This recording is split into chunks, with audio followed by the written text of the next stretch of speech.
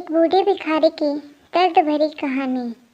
हर दिन एक भिखारी दरवाजे के पास आकर भीख मांगता था और घर का मालिक हमेशा घर के बाहर आते ही उसे देखकर फिर जाया करता।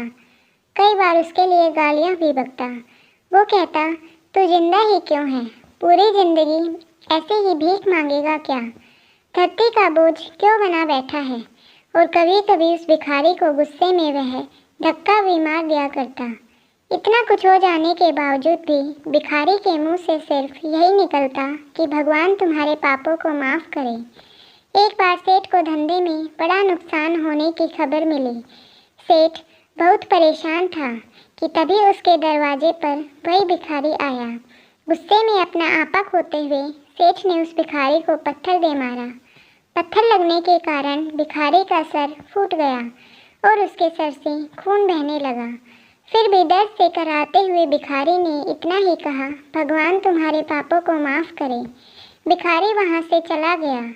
सेठ सोच में पड़ गया। भिखारी को पत्थर मारा, फिर भी उसने सिर्फ प्रार्थना ही की। सेठ का गुस्सा शांत हुआ। सेठ का मन भिखारी का रहस्य जानने के लिए उत्सुक हुआ। सेठ ने भिखारी का पीछा करना शुरू कर दिया। भिखारी जहाँ जहाँ जाता, सेठ उसके पीछे पीछे जाता। सेठ ने देखा कि कोई उसको खाना देता, कोई उसको मारता, कोई अपमानित करता तो कोई गाली देता। लोग भिखारी के साथ चाहे जैसा व्यवहार करते, लेकिन भिखारी सबके लिए एक ही प्रार्थना करता, भगवान तुम्हारे पाप माफ़ करे। अब रात होने को आई थी।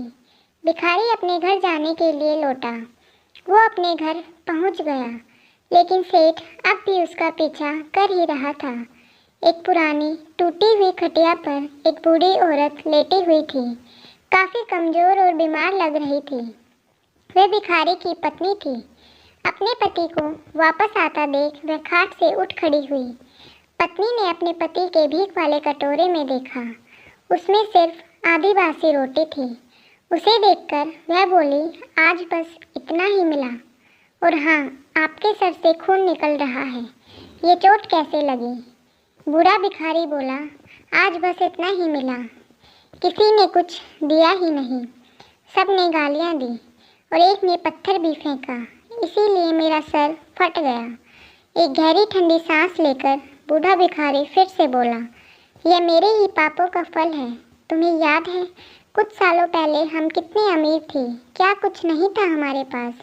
हमारे पास हर चीज़ ज़रूरत से ज़्यादा थी, लेकिन हमने कभी दान नहीं किया। और उससे भी बुरा हमने उस अंधे भिखारी के साथ किया जो हमारे द्वार पर भीख मांगने आया करता था। बूढ़ी पत्नी की आंखों में आंसू आ गए। वह बोली, हाँ, हम उस बेचारे अंधे के साथ बहुत बुरा करते थे। उसका अपमान करते थे। उसे खाने के लिए रोटी की जगह कागज दिया करते थे। उसका मजाक उड़ाया करते और कभी कभी मारा भी करते थे। मैंने कभी उसको रास्ता नहीं दिखाया।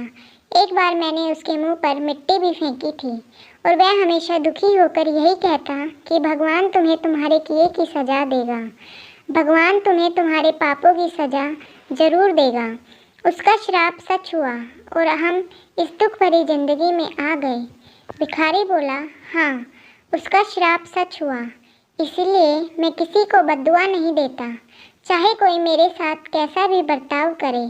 मैं हमेशा उसके लिए प्रार्थना ही करता हूँ।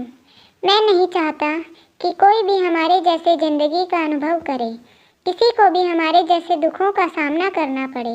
वो नहीं जानते कि वे कितना बड़ा पाप कर रहे हैं, इसलिए अनजाने में हुए पाप की ऐसी सज़ा किसी को भी मिले, मैं ये नहीं चाहता। सेठ वहीं पर छुपकर ये सारी बातें सुन रहा था। अब उसे सब कुछ समझ में आ गया था। भिखारी और उसकी पत्नी ने वह आधी रोटी मिल बांट कर खाई और भगवान को धन्यवाद बोलकर सो गए। अगले दिन बूढ़ा भिखारी फिर से सेठ के घर भीख मांगने गया। सेठ ने पहले से गर्म रोटियां उसके लिए निकाल कर रखी थी। उसे देते हुए सेठ विनम्रता से बोला, माफ़ कर दीजिए बाबा, मुझसे बहुत बड़ी गलती हो गई। बूढ़ा भिखारी बोला, भगवान तेरा भला करे। इतना कहकर वह आगे निकल गया। इस कहानी से जो सीख लेने लायक है वह बड़ी ही सिंपल है कि आदमी चाहे किसी के बारे में बुरा कहे या भला करे, लेकिन भगवान सिर्फ कर्म के हिसाब से उसको फल देता है। क्या हुआ अगर भगवान नहीं दिखता है? लेकिन यह बात बिल्कुल सच है, उसके खाते में सबका हिसाब बहुत बहुत पक्का होता है। इसीलिए जब किसी के लिए कुछ भी करो तो अच्छा ही करो।